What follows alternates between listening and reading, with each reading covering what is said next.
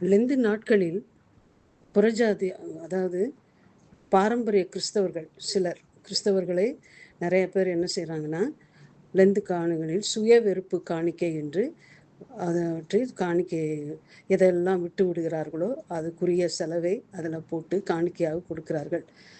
சிலர் இறைச்சி சாப்பிடுவதை விட்டு விடுவார்கள், அல்லாட்டி ஸ்வீட்ஸு, சாக்லேட்டு, ஐஸ்கிரீம், இல்லாட்டி ஃபாஸ்டிங்கு, அதாவது பூ வைக்க மாட்டாங்க. இப்படி பல பொருத்தனைகளை செலுத்தி அதுக்குரிய அந்த சுய வெறுப்பு காணிக்கையாக படைக்கிறார்கள். ஆனால் வேத வசனத்தின் அடிப்படையில் நாம் இவைகளை காட்டிலும் எவற்றையெல்லாம் கர்த்தர் விட்டுவிட வேண்டும் என்று விரும்புகிறாரோ அதைத்தான் விட வேண்டும். முதலாவது, give up complaining and focus on gratitude. Complaining, முறுமுறுப்பை விட்டுவிடு. பிலிப்பியர் 2:16, எல்லாவற்றையும் முறுமுறுப்பில்லாமலும் தர்க்கிப்பில்லாமலும் செய்யுங்கள் என்று நாம் பார்க்கிறோம். அடுத்தது என்ன செய்யணும்? அதுக்கு பதிலாக we should focus on gratitude, நன்றியுள்ளவர்களாக இருக்க வேண்டும். 1 தெசலோனிக்கேயர் 5:18, எல்லாவற்றிலேயும் ஸ்தோத்திரம் செய்யுங்கள், அப்படி செய்வதே கிறிஸ்து இயேசுக்குள் உங்களை குறித்து தேவனுடைய சித்தமாய் இருக்கிறது என்று வாசிக்கிறோம். அதனால தேவ சித்தம் தான் நம்ம செய்யணும். தேவ சித்தம் செய்வதற்கு நம்மை ஒப்பு கொடுக்க வேண்டும். ரெண்டாவது, give up bitterness and turn to forgiveness. முதலாவது, நம்மகிட்ட அந்த கசப்பை விட்டுவிட வேண்டும். எபேசியர் 4:31, சகலவிதமான கசப்பும் கோபமும் மூர்க்கமும் கூக்குரலும் தூஷணமும் மற்ற எந்த துர்க்குணமும் உங்களை விட்டு நீங்க கடவது என்று நாம் வாசிக்கிறோம். அதனால இதை நாம் விட வேண்டும். அதற்கு பதிலாக மன்னிக்கிற தன்மையை நாம் பெற்றுக்கொள்ளும். Forgiveness, we should focus on forgiveness. எபேசியர் 4:32, ஒருவருக்கொருவர் தயவாயும் மன உருக்கமாயும் இருந்து கிறிஸ்துவுக்குள் தேவன் உங்களுக்கு மன்னித்தது போல நீங்களும் ஒருவருக்கொருவர் மன்னியுங்கள் என்று வாசிக்கிறோம். ஸோ இந்த வசனத்தின்படி நாம் மன்னிக்கிறவர்களாக இருக்க வேண்டும். மூன்றாவது, give up worry and focus on trust. என்ன செய்யணும்? ட்ரஸ்ட் இன் காட், கவலைகளை விட்டுவிட்டு கர்த்தரை விசுவாசிக்க வேண்டும். கவலையை விடு. மத்தேயு 6:25, ஆகையால் எண்ணத்தை உண்போம் எண்ணத்தை குடிப்போம் என்று உங்கள் ஜீவனுக்காகவும் எண்ணத்தை உடுப்போம் என்று உங்கள் சரீரத்திற்காகவும் கவலைப்படாதிருங்கள். அதற்கு பதிலாக என்ன செய்யணும்? கர்த்தரை நம்ப வேண்டும். மத்தேயு 6:33, முதலாவது தேவனுடைய ராஜ்யத்தையும் அதன் நீதியையும் தேடுங்கள், அப்பொழுது இவைகள் எல்லாம் உங்களுக்கு கூட கொடுக்கப்படும். அவருடைய நீதியம், தேவனுடைய ராஜ்யத்தையும் நீதியும் தேடணும்னா ஆட்டோமேட்டிக்காக நமக்கு உண்ணவும் உடுக்கவும் எல்லாவற்றையும் கொடுக்கவும் அவர் வல்லவராய் இருக்கிறார். ஆகையினால கர்த்தரை நம்ப வேண்டும். அதை விட்டு நாம் கவலைப்படக்கூடாது. நான்காவதாக, give up discouragement and be full of hope. அதைரியத்தை விட்டுவிட வேண்டும். Be full of hope. முதலாவது உபாகமம் 31:8, கர்த்தர் தாமே உனக்கு முன்பாக போகிறவர், அவர் உன்னோடு இருப்பார், அவர் உன்னை விட்டு விலகுவதும் இல்லை, உன்னை கைவிடுவதும் இல்லை, நீ பயப்படவும் கலங்கவும் வேண்டாம் என்று வாக்கு பண்ணியிருக்கிறார். அதனால் நம்ம டிஸ்கரேஜ்மெண்ட்டை விட்டுவிட வேண்டும். அதைரியத்தை விட்டுவிட்டு நம்பிக்கையை நாம் பெற்றுக்கொள்ள வேண்டும். ஏசாயா 40:31, கர்த்தருக்கு காத்திருக்கிறவர்கள் புது பலன் அடைந்து கழுகுகளைப் போல செட்டைகளை அடித்து எழும்புவார்கள், அவர்கள் ஓடினாலும் இளைப்படையார்கள், நடந்தாலும் சோர்ந்து போகார்கள். ஸோ கர்த்தரை நம்புகிறவன் செழிப்பான். யோபு என்ன சொல்றாரு? அவர் என்னை கொன்று போட்டாலும் அவர் மேல் நம்பிக்கையாய் இருப்பேன். இந்த உறுதியாக நாம் கர்த்தரையே நம்பி ஜீவிப்போமாக. அதுதான் கர்த்தருக்கு பிரியமான உபவாசம். ஐந்தாவது, கிவ் அப் ஹேட்ரட். அதுக்கு பதிலாக என்ன செய்யணும்? தீமையை நன்மையினாலே வெல்ல வேண்டும். பகையை விட்டுவிடு. 1 யோவான் 2:9, ஒளியில் இருக்கிறேன் என்று சொல்லியும் தன் சகோதரனை பகைக்கிறவன் இதுவரைக்கும் இருளில் இருக்கிறான்.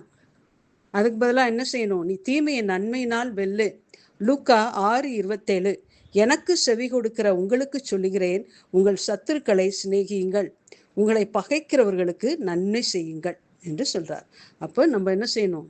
சகோதரனை பகைக்காம நம்முடைய சத்துருக்களை நாம் நேசிக்க வேண்டும், அதை பற்றி கொள்ள வேண்டும். எதை விட்டுறணும்? பகையை விட்டுவிட வேண்டும் என்று வாசிக்கிறோம். அதை இந்த லெந்து நாட்களே நாம் செய்வோமாக. அதுவே கர்த்தருக்கு பிரியமானது. 6வதாக, கோபத்தை நெகிழ்ந்து உக்கிரத்தை விட்டுவிடு. Give up anger. யாக்கோபு 1:20 வாசிக்கிறோம். மத்தேயு 5:22, நான் உங்களுக்கு சொல்லுகிறேன், தன் சகோதரனை நியாயமில்லாமல் கோபித்துக் கொள்கிறவன் நியாய தீர்ப்புக்கு ஏதுவாய் இருப்பான்.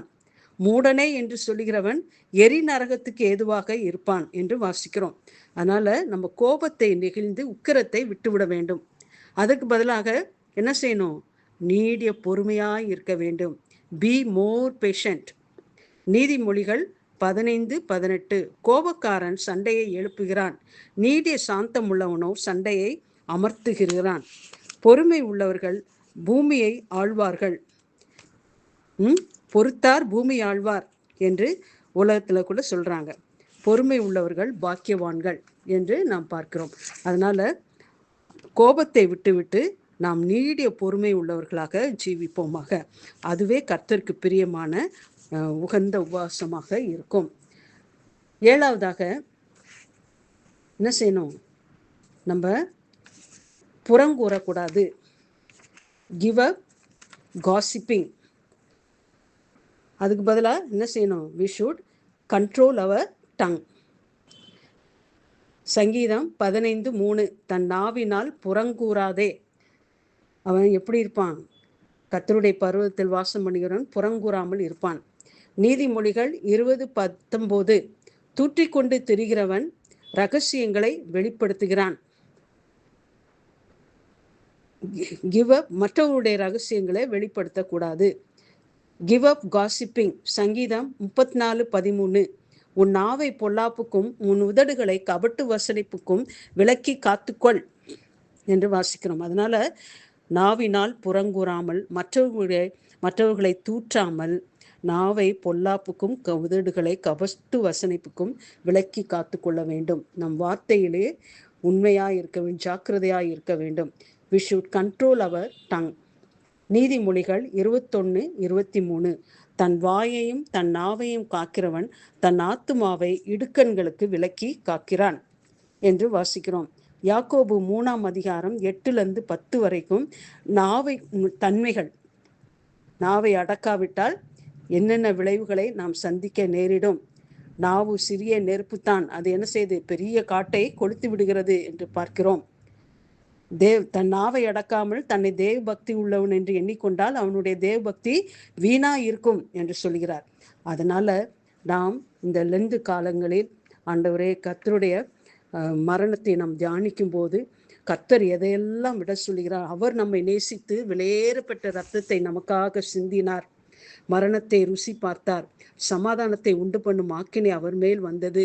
அவர் காயப்பட்டார், அடிக்கப்பட்டார், நொறுக்கப்பட்டார் இல்லையா? நம்மை நேசித்து நம்மை ரட்சிக்கும்படியாக தன்னுடைய விலையேறப்பட்ட இரத்தத்தை சிந்தினார் இல்லையா? அவர் நேசித்த விதமாக நாமும் அவரை நேசிக்கிறோம் என்றால் இந்த காரியங்கள் எல்லாம் நம்மிடத்தில் காணப்படக்கூடாது. எதை அவர் விட்டுவிட சொல்கிறாரோ அதை நாம் விட்டுவிட்டு கர்த்தருக்கு பிரியமாய் ஜீவித்து அவர் வரும்போது அவருக்கு ஒப்பாய் இருந்து அவரோடு கூட எடுத்துக்கொள்ளப்பட கர்த்தர் தாமே நமக்கு கிருபை செய்வாராக. கர்த்தருக்கே மகிமை உண்டாவதாக.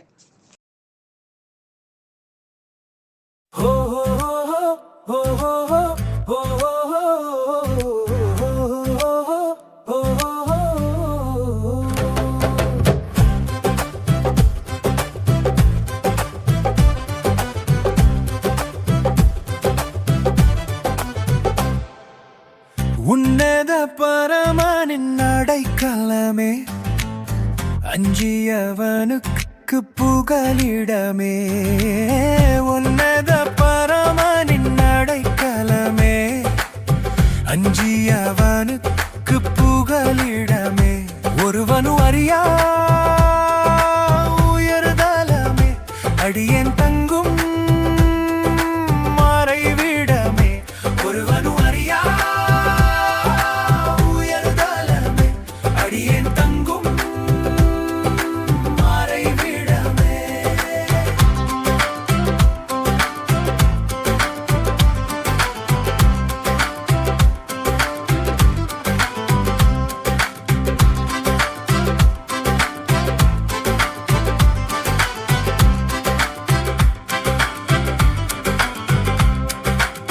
வேடரின் கண்ணி வார்த்தைகளும் வஞ்சகரின் தீச்சூழ்ச்சிகளும் கொள்ளை நோயும் கொடிய விஷமும் கோரமான பயங்கரமும் நாளும் என்னை அணுகினாலும் அவர் சமூகம் காத்திடுமே.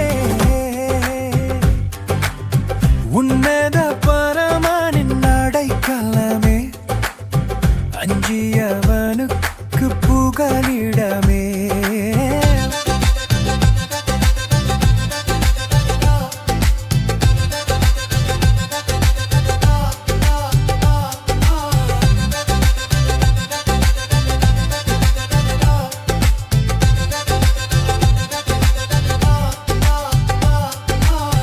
கோடி மக்கள் வாதையாலே கதறி நித்தம் திகைக்கின்றார்.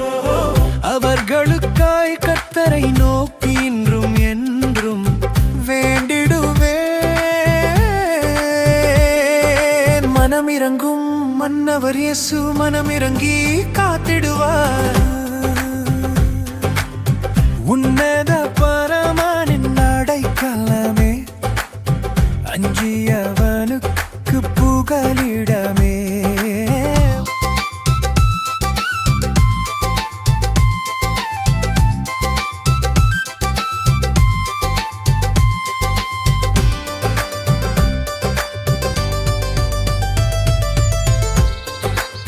தீங்கு செய்யும் மிருகத்தையும் சீறி நிற்கும் பாம்பினையும் பயந்திடாமல் நோக்கி நடந்து மீதித்து நானும் சென்றிடுவேன். உயரமான அடைகலத்தில் நாளும் பொழுதும்